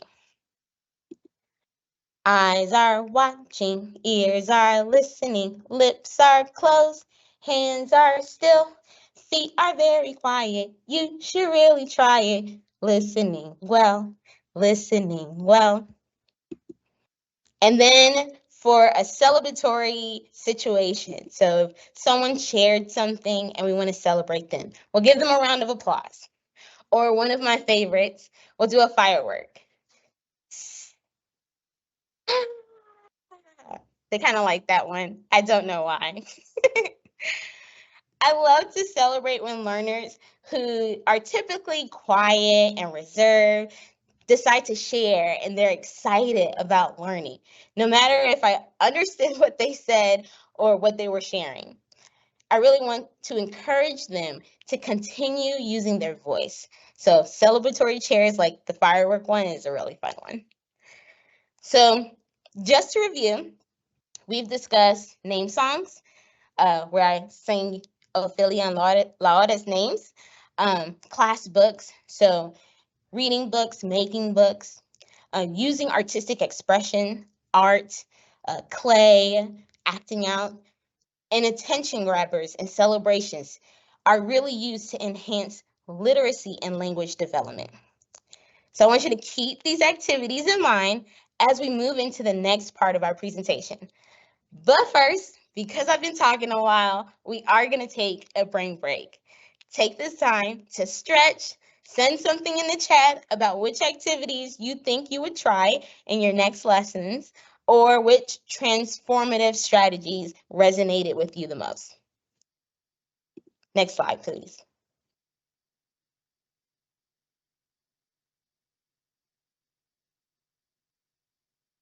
You can play video.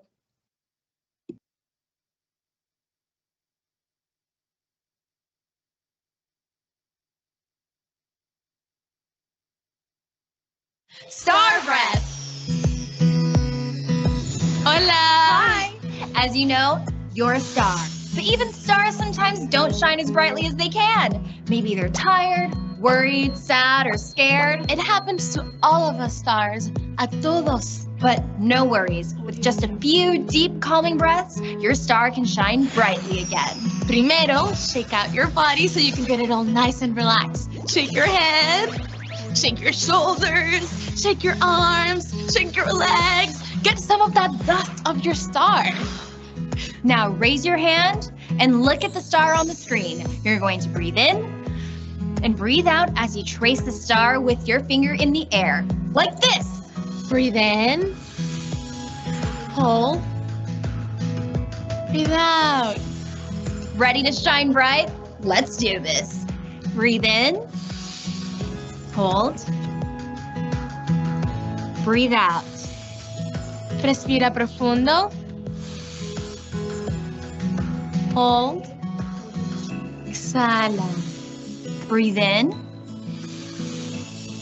Hold. Breathe out. Respira. Y exhala. Breathe in. Hold. Breathe out. Muy bien. Hopefully the star breath helped you calm down a bit, and now you can feel super shiny and bright. After all, you're the best shining star.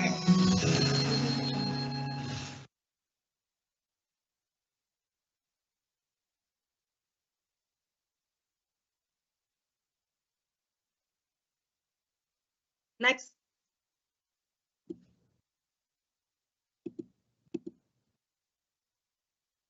Okay. Thank you, Ashley, for sharing all that.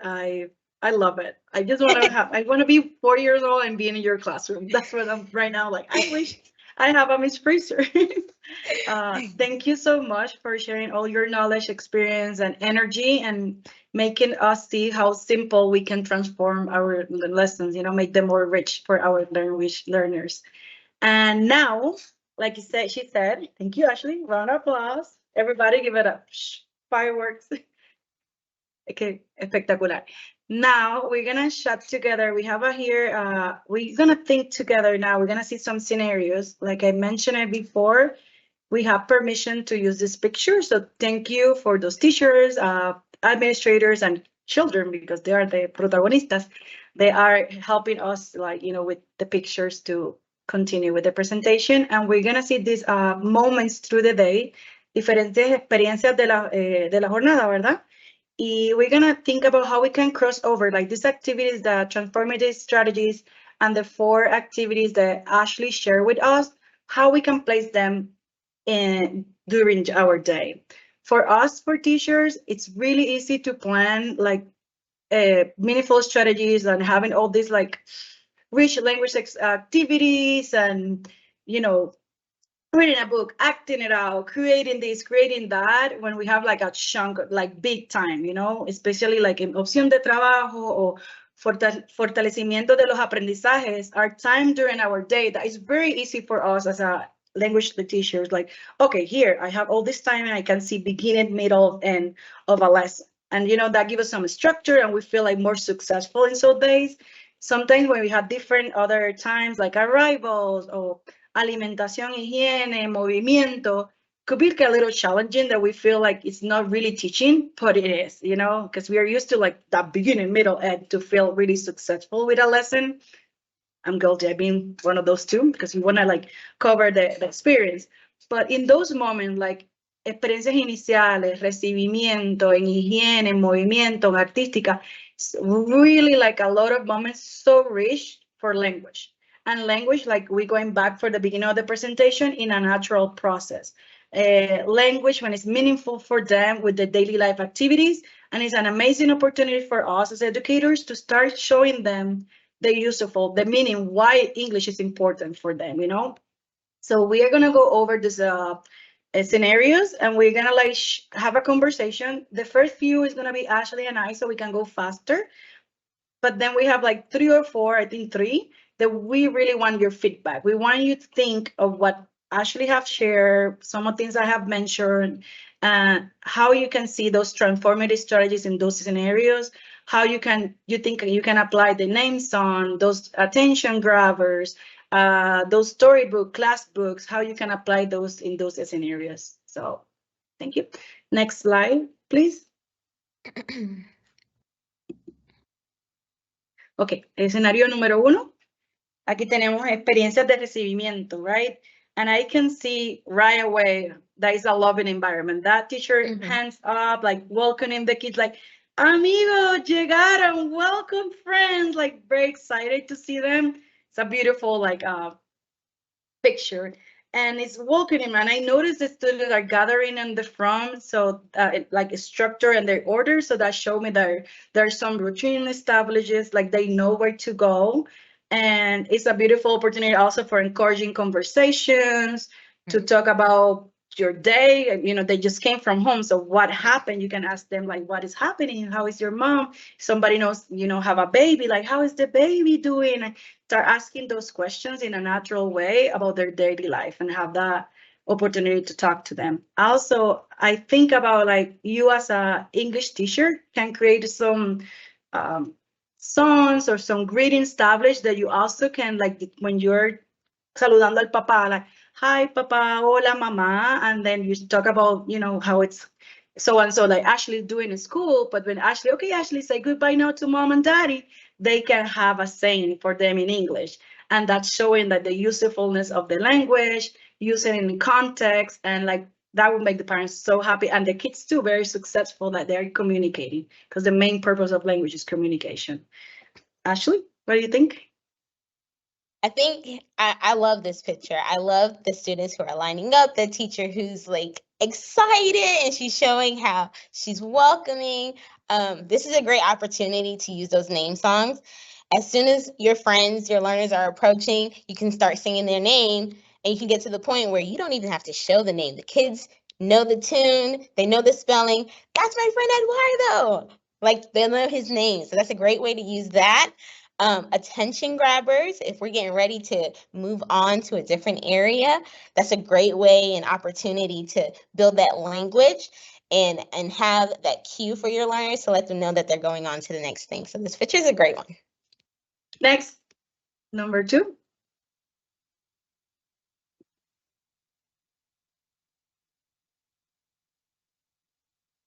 This one I love it too because we can see co-teaching.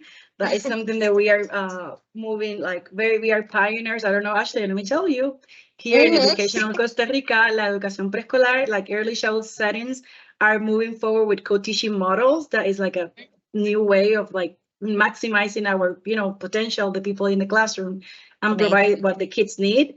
And we are doing it as a bilingual teacher. So I'm very proud of them because we are doing this in the national wide. And I love this picture because I can see like that communication between la maestra de español, la niña de español, y la de inglés. And it's a beautiful like modelaje para los niños, like, how to do teamwork, how relationship with adults, like working together, because we want them to work together with themselves, right? So it's a beautiful, like us as educator model that.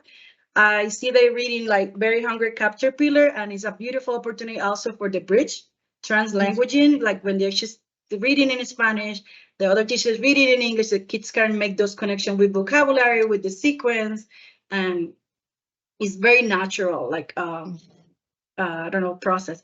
And I really like how this teacher had that visuals on the back. And I know sometimes we don't have a lot of like this one to have this beautiful display, but we can like draw simple sequence, part of the story, or the students in la parte artística, when you have your arts experience of the day, you can like do create those pictures with them and then use them later in another moment. So I really like this picture. This picture with the co-teachers and they're both reading the story at the same time. If it was also a book where like voices, like different voices was a thing, I think this would be a great picture for your read alouds and to like introduce your class books, right? So having those pictures in the bag, having your students maybe drawing pictures so that they can add it to their own class book, and then having the teachers read that class book, or having the kids talk about what's happening in those books would really build upon that conversation, the vocabulary.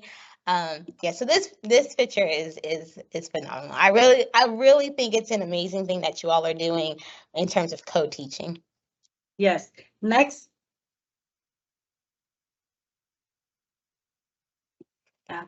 So ABC Mouse, we have also the opportunity to have technology in our classrooms, and we have ABC Mouse, and we have opportunities here in Costa Rica for the teachers for the children to have like that one-on-one time for learning, like they're being ownership of their own learning path. And we use ABC Mouse as a tool for the student to explore and have it like, tech savvy. They are 21st century learners. We are living in a 21st century.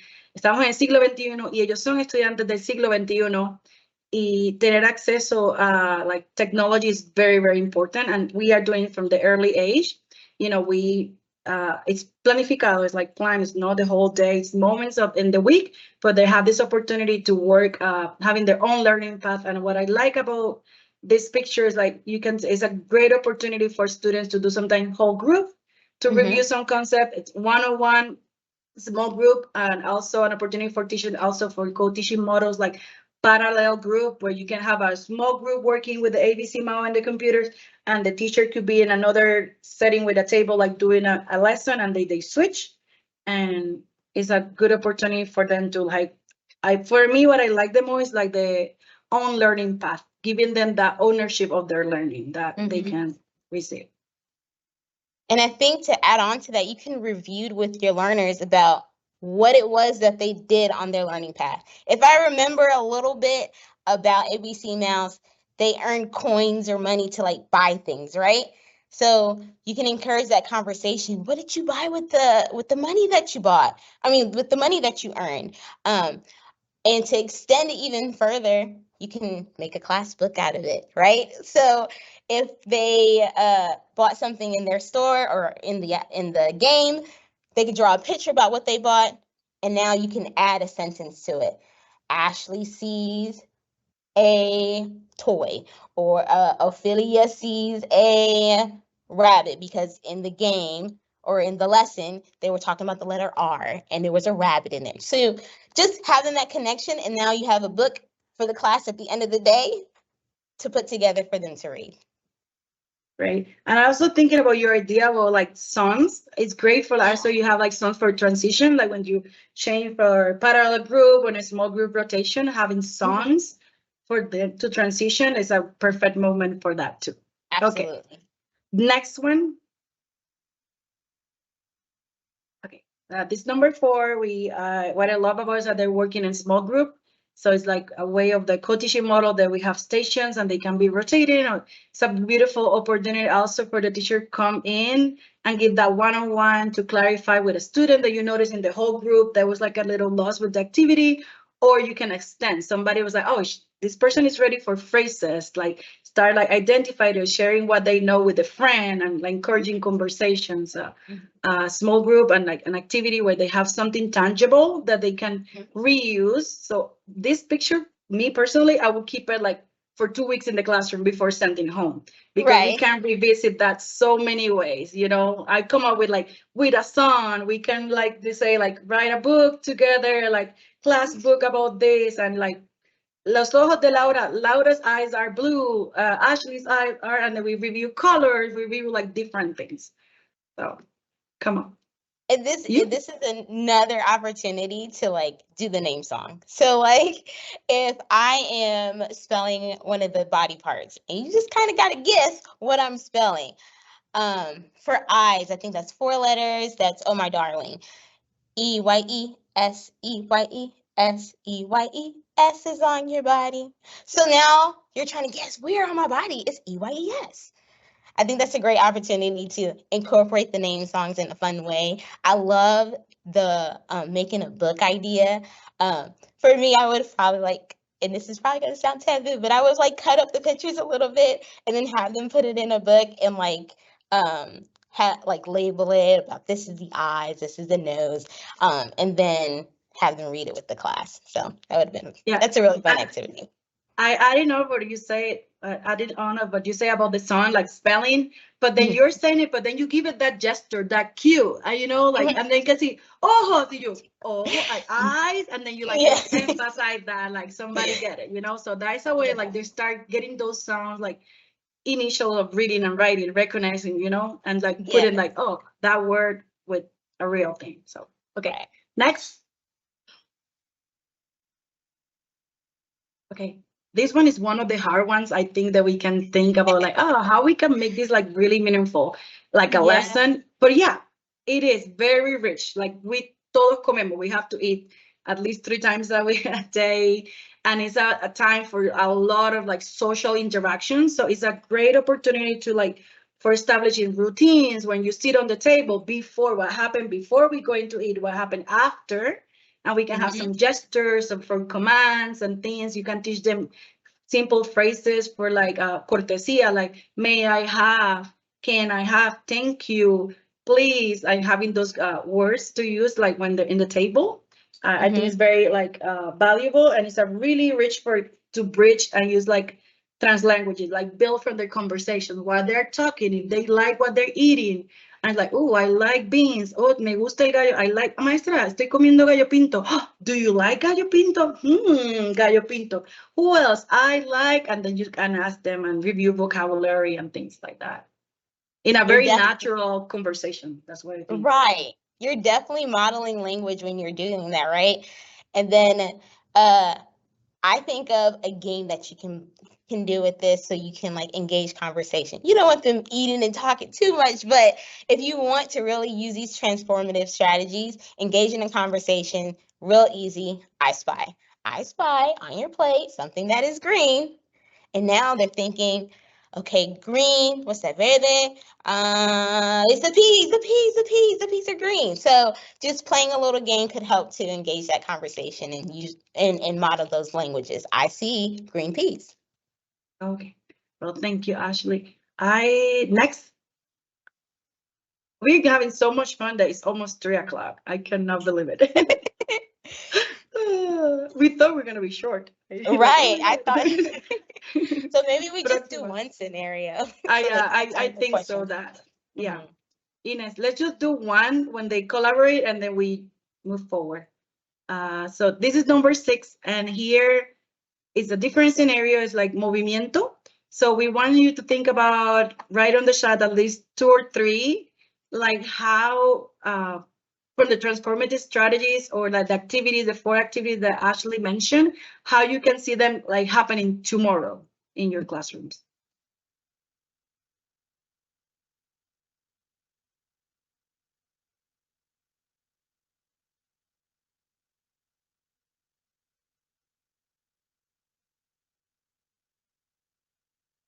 ¿No hay nadie, Ofelia? ¿Nadie escribió nada? Let's see, Sí, I'm sí. waiting.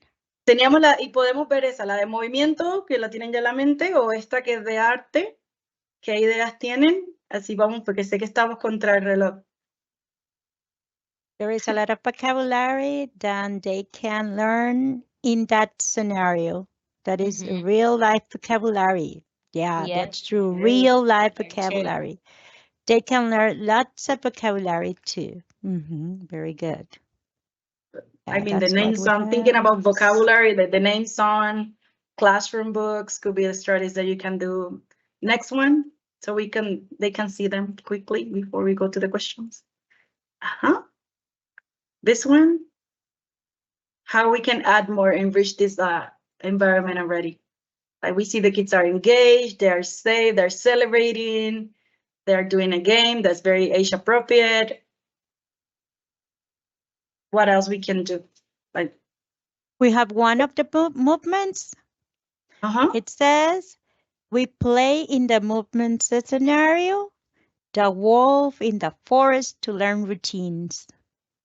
Good. Bueno, si quieres, porque estamos con el tiempo, no sé. Okay. Para ir a las preguntas. Muy bien. Pero lo que podemos hacer, Feliz, se me ocurre, I can put these scenarios also in our community, and we can there could be a space for sharing, in adding, you know. What do you think? Perfect. That will be wonderful. When I am so happy. I told you, teachers, both of these professionals. Okay, again, I'm going to say it. I'm so happy, so energized. We can go. Next.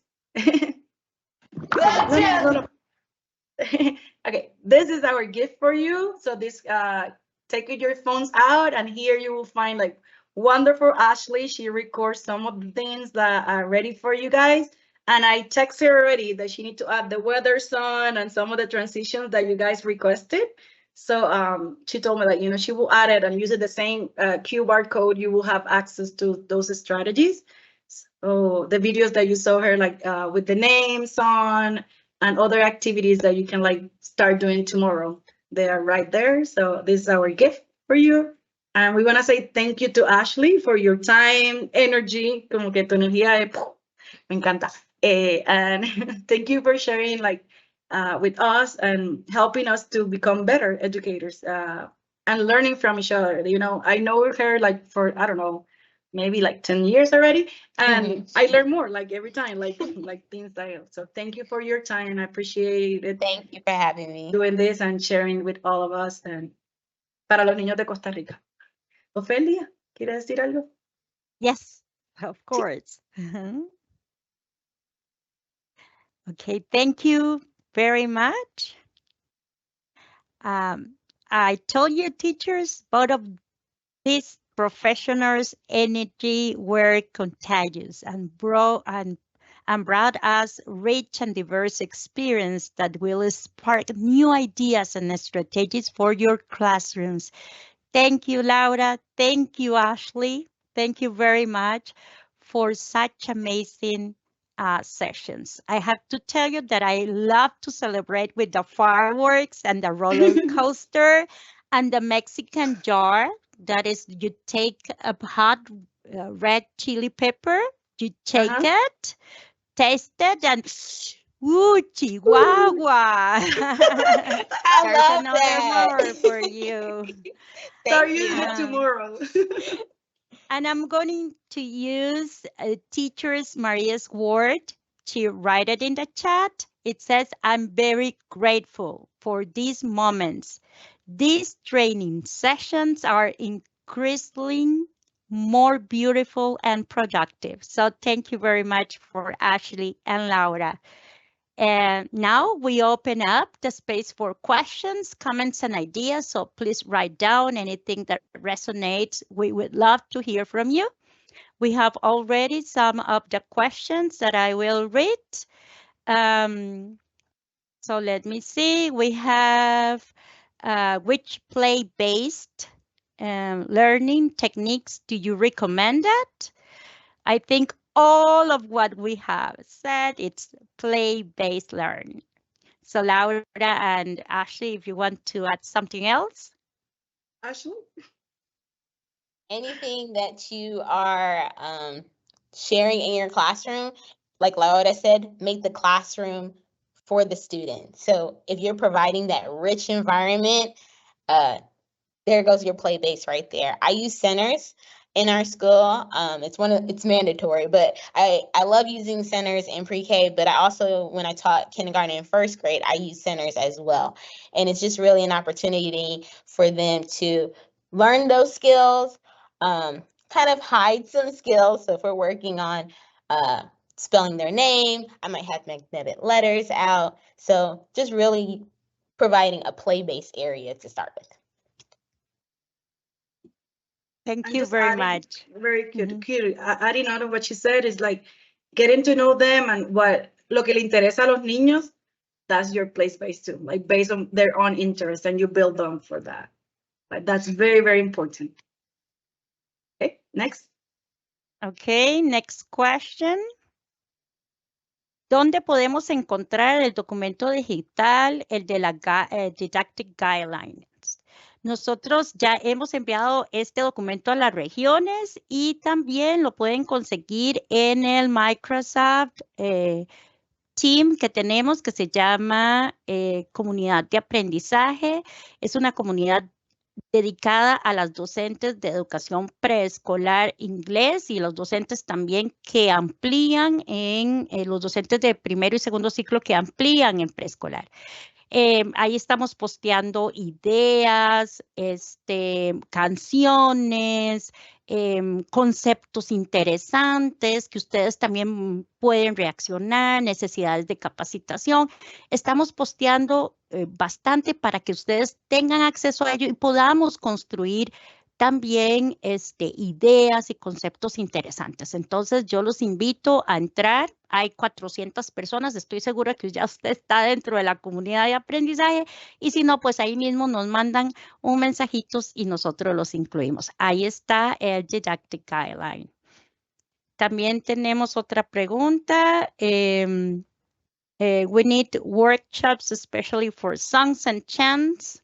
So, Ashley, and Laura, we have another challenge. Eso puede ser un tema para un círculo de diálogo. Claro que sí. Claro que sí. Gracias. Okay. Give me till the weekend to add on. Very good. Thank you again. As we close this meaningful webinar, let's take a moment to celebrate something truly extraordinary, a full century of preschool education. Cheers for 100 years. Early childhood educators like you have been creating dreams, transforming lives, and empowering minds. What a legacy to be part of, and what an exciting future we have ahead. I want to sincerely thank to the IDP team. They made today possible. And a special thank you for the amazing guest speakers, Laura Camille Rodriguez and Ashley Fraser. Thank you very much for sharing such rich and practical insights that will surely resonate in our heart and in our classrooms for a long time. To all you teachers here, thank you. Your dedication, creativity, and love for language learning are the foundations for this celebration. This space doesn't end here. In fact, it's just the beginning. We warmly invite you to continue this journey with us through our growing learning community in Microsoft Teams, as we already said. And coming up on May 23rd, we all host a Círculo de Diálogo, a space for open reflection and exchange.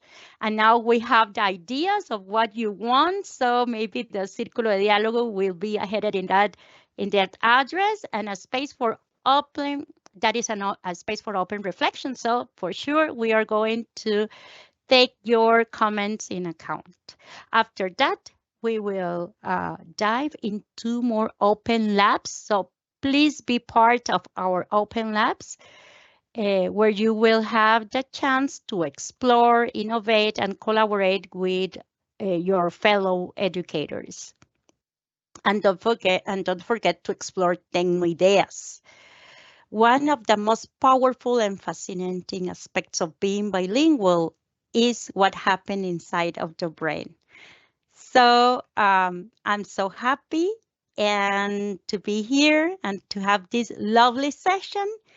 Join our movement, be part of something bigger.